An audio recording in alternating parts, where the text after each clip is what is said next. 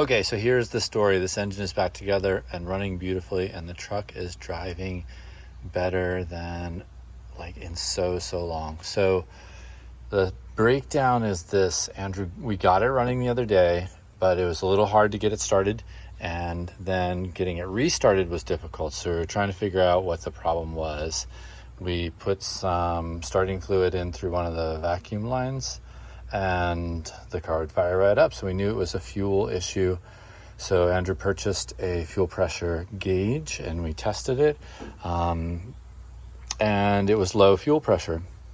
So he ended up removing the bed of the truck and pulling the fuel pump, and he found that there's supposed to be a sock on the end of the fuel pump, and that was missing, and which means like somewhere over the last 29 years, that sock just either disintegrated in the tank or something.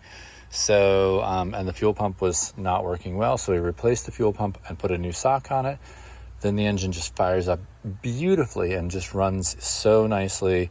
Then we wanted to move the truck though, and there was nothing at the clutch. Like the clutch basically was just sitting at the floor, and we tried bleeding it, but we didn't have any success. So that's the clutch master cylinder. Ended up replacing the master cylinder and bleeding it.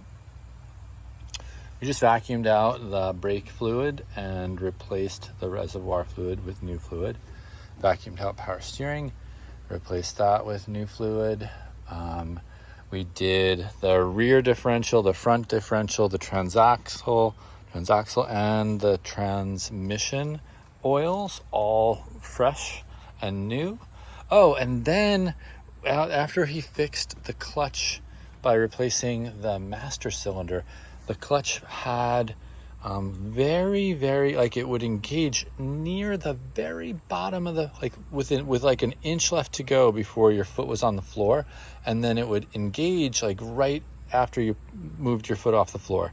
So it was way too low, the clutch. And it turned out he Googled it and it was just a simple adjustment. So now the clutch action and the engagement point are both perfect.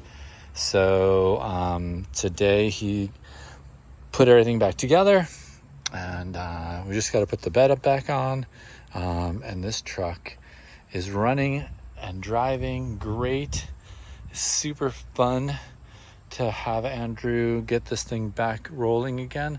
It's a real sense of accomplishment for him.